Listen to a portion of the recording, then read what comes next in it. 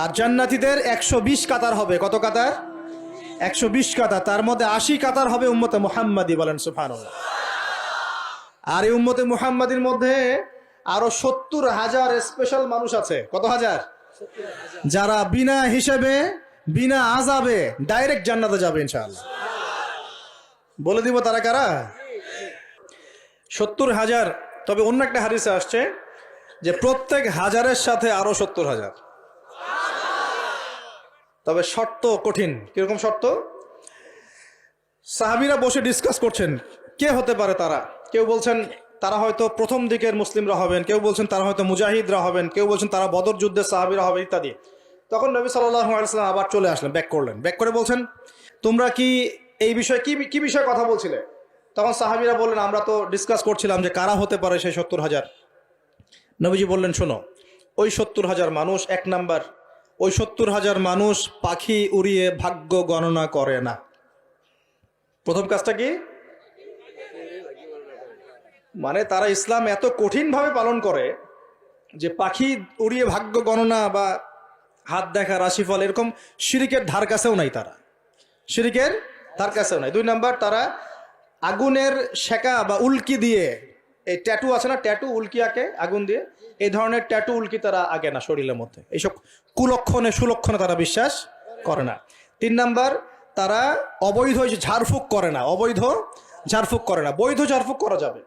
সূরা ফাতিহা পড়ে ঝাড়ফুঁক করা যাবে, সূরা ফালাক নাস ইখলাস পড়ে পড়া যাবে, আয়াতুল কুরসি পড়ে পড়া যাবে, কোরআন হাদিস দিয়ে ঝাড়ফুঁক করা যাবে। কিন্তু অবৈধ কিছু ঝাড়ফুঁক আছে না, তান্ত্রিক কবিরাজদের কাছে মানুষ করে, এগুলো করা যাবে না। আর 4 নাম্বার হচ্ছে তারা সর্বাবস্থায় এক আল্লাহর উপরে তাওয়াক্কুল করে, ভরসা করে, আল্লাহর প্রতি তাওয়াক্কুল করে। এরা হচ্ছে সেই 70,000 মানুষের মধ্যে থাকবে ইনশাআল্লাহ।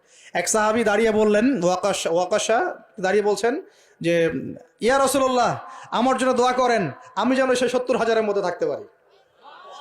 নবীজি বললেন হ্যাঁ, তুমি 70,000-এর মধ্যে একজন যাও। এরপর আরো 2জন সাহাবী দাঁড়িয়ে গেলেন, আমার জন্য দোয়া করেন। নবীজি বললেন না, ওয়াকাশা অগ্রগামী হয়েছে। এভাবে সবার জন্য দোয়া করতে থাকলে দরজা কি হতো? বন্ধ হয়ে যেত। তো এই দরজা খোলা আছে। এই যুগের মানুষও হতে পারে না? যে ব্যক্তি শিরক করে না, আল্লাহ ভরসা করে, কোন রকম কুলক্ষণে বিশ্বাস করে না, ইসলাম পরিপূর্ণরূপে পালন করে, ইনশাআল্লাহ তাআলা আল্লাহ চাইলে তাদেরকে আল্লাহ পাক 70,000-এর মধ্যে আশ্রয় দিবেন, অংশ দিবেন ইনশাআল্লাহ তাআলা। তো আমরা বলছিলাম যে আমরা কোত্থেকে আসছি ভাই? জান্নাত থেকে। কোথায় যাব? ইনশাআল্লাহ। এর মাঝখানে শয়তানের পথ রয়েছে কিছু, শয়তানের ফিতনা। কি ফিতনা? শয়তান চায়, শয়তান কিন্তু ওয়াদা করে আসছে, চ্যালেঞ্জ করে আসছে আল্লাহর কাছে। কি করছে? চ্যালেঞ্জ। শয়তান কি চ্যালেঞ্জ করছে জানেন? শয়তান চ্যালেঞ্জ করছে যে রব্বি, শয়তান বলছে রব্বি মানে হে আমার রব। শয়তান কিন্তু আস্তিক, শয়তান কিন্তু আল্লাহকে বিশ্বাস করে। সে বলছে রব্বি, হে আমার রব, আনজিরনি, আমাকে অবকাশ দিন, ইলা ইয়াউমি ইউবআসুন, কিয়ামত দিবস পর্যন্ত অবকাশ দিন। আল্লাহ বলছেন ফাইন্নাকা মিনাল মুনজারিন, যাও, তোমাকে অবকাশ দেওয়া হলো। কিয়ামত পর্যন্ত সময় আল্লাহর কাছে এমন বড় কিছু নয়, খুব সামান্য। এবার সে বলছে রব্বি ফাবিমা আগওয়াইতানি, হে আল্লাহ, যে আদমের জন্য আজকে আমাকে জান্নাত থেকে বের করে দেয়া হলো সিজদা না করার কারণে, লা আকুদান্না লাহু সিরাতাকাল মুস্তাকিম, ওই আদমকে জাহান্নামে নেয়ার জন্য আমি সরল পথে ওত পেতে বসে থাকবো। বসে থাকে না শয়তান? সুম্মা লাআতিয়ান্না মিন বাইনি আইদিহিম, খুব ভালো করে জায়গাটা বোঝেন প্রিয় ভাইরা। শয়তান চ্যালেঞ্জ করে বলছে সুম্মা, এর পরে আমি আসব আদম সন্তানের সামন থেকে। কোত্থেকে? এই সামন থেকে মানে অর্থ হচ্ছে দুনিয়া, মানে আপনাকে দুনিয়ার সমস্ত ফিতনায় এসে প্রলুব্ধ করে রাখবে।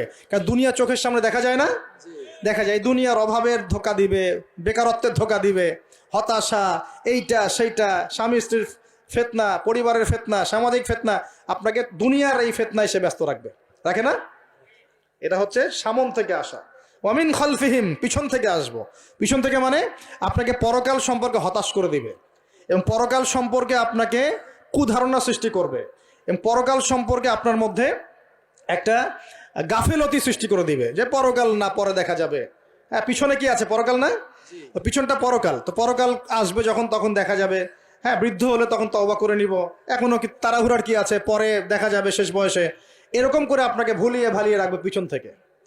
আবার হতাশ করে দিবে, আমার পরকালে আমার জান্নাত হবে না, আমি তো এত আমল করতে পারি নাই, হ্যাঁ, আমার কি হবে, আমার আত্মহত্যা ছাড়া কোনো পথ নাই। এভাবে হতাশ করে ফেলবে আপনাকে পিছন থেকে। সুম্মা লায়াতিয়ান্না মিন বাইনি আইদিহিম ওয়া মিন খালফিহিম, সামন থেকে আসবো, পিছন থেকে আসবো, ওয়া আন আইমানিহিম, ডান দিক থেকে আসবো। ডান দিক মানে কি? এটার ব্যাখ্যাও চমৎকার। ডান দিক মানে কি? আমরা বলি না ডান পক্ষ খুব ভালো মনে করি না? ডান পক্ষ ভালো, ডান দিকটা ভালো, শুভ মনে করি তো। ডান দিক হচ্ছে আপনাকে নেক্সট সুরতে সে ধোকায় ফেলবে। ডান দিক মানে কি? নেক্সট সুরতে ধোকায় ফেলবে। মনে কর ডান দিক মানে ভালো, মানে আপনি নামাজ পড়ছেন কিন্তু নামাজের মধ্যে শিরিক ঢুকাই দিবে, মানুষ দেখতেছে ভালো করে নামাজ পড়ি, নামাজ জাকাত দিচ্ছেন, দান সৎকার করছেন, মনের মধ্যে রিয়া ঢুকাই দেবে, ভালো কাজই তো করছে, ঠিক আছে? মানে হ্যাঁ, এটাও ঠিক। ওই যে হালাল প্রেমের দিকে উদ্বুদ্ধ করার চেষ্টা করবে। ডান নেক্সট সুরতে ধোকা, নেক্সট সুরতে। হ্যাঁ, নেক্সট মানে আলেম হয়েছে মানুষ, সবাই একদম বড় বক্তা আলেম সব বলছে, মনের মধ্যে অহংকার, নেক্সট সুরতে ধোকা, ঠিক আছে? বা মনে হচ্ছে যে এক ভাইয়ের গীবত তহমত সমালোচনা করাকে সে দিনের পথে সংগ্রাম মনে করছে, নেক্সট সুরতে ধোকা। হ্যাঁ, এক ভাইয়ের সমালোচনা করা, গীবত করা, তার চরিত্র উদ্ধার করে ফেলা, এটাকে সে মনে করছে যে দিনের জন্যই করছে, ঠিক আছে? নেক্সট সুরতে ধোকা, নেক্সট সুরতে ডান দিক থেকে মানে কি? নেক্সট সুরতে আপনাকে ধোকায় ফেলে দিবে, ফেলছে না? ফেলছে। কিন্তু এটা কিন্তু ডেঞ্জারাস। এটা কাদের জন্যে? এটা আবেদ মানুষদের জন্যেই, যারা আল্লাহকে মানে, রাসূলকে মানে, চেষ্টা করে দিনের পথে চলার জন্য, এদেরকে সে ডান দিক থেকে আসবে আর কি। মানে আমাদের ক্ষেত্রে আল্লাহ পাক হেফাজত করুন বলি আমিন। আর চতুর্থটা হলো ওয়া আন শামাইলিহিম, ওদের বাম দিক থেকে আসবো। এটা কেমন? এটা হচ্ছে ফাসেক জালেম শ্রেণীর মানুষ যারা, তাদের সামনে মদ, জুয়া, জেনা সবকিছু উন্মুক্ত করে দিবে, এগুলোর পিছনে ছোট এখন। তো এইভাবে চতুর্দিক থেকে শয়তান আসবে এবং বলবে, আল্লাহকে বলেছে ওয়ালা তাজিদু আকসারাহুম শাকিরিন, আল্লাহ আপনি বেশিরভাগ আদম সন্তানকেই শুকরগুজার পাবেন না। এটা কি বাস্তব না? এখন বেশিরভাগ মুসলিম নামাজ পড়ে না? পড়ে না? বেশিরভাগ মুসলিম জাকাত দেয় কি দেয় না? রমজান মাস আসছে দেখবেন বেশিরভাগই অনেকেই রোজা রাখবে না, আছে না? রমজান মাসে মানুষ বেপরদায় চলছে না? রোজা রেখেও মানুষ মাপে কম দিবে না? নামাজ পড়ে ওষুধ খাচ্ছে না? মানে বেশিরভাগ মানুষ কিন্তু সত্যি সত্যি আল্লাহর পথে নাই। এই পৃথিবীতে বেশিরভাগ মানুষ বলছে আল্লাহর সন্তান আছে, নাউজুবিল্লাহ।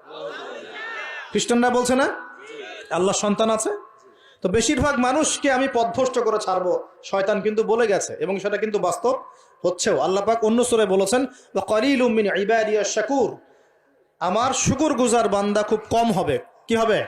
কম হবে। হাদিসের মধ্যেও আসছে যে তোমরা ৭৩ দলে ভাগ হয়ে যাবে। কত দল? তার মধ্যে একটা মাত্র দল জান্নাতে যাবে। কয়টা দল? মা আনা আলাইহি ওয়া আসহাবি, আমি যার উপরে আছি, আমার সাহাবীরা যার উপরে আছেন। তো বুঝতে পারছি যে জাহান্নামে বেশিরভাগ মানুষই যাবে, অল্প মানুষই জান্নাতে যাবে। তবে জান্নাতীদের মধ্যে বেশিরভাগ হবে উম্মতে মুহাম্মাদের মধ্যে ইনশাআল্লাহ তাআলা।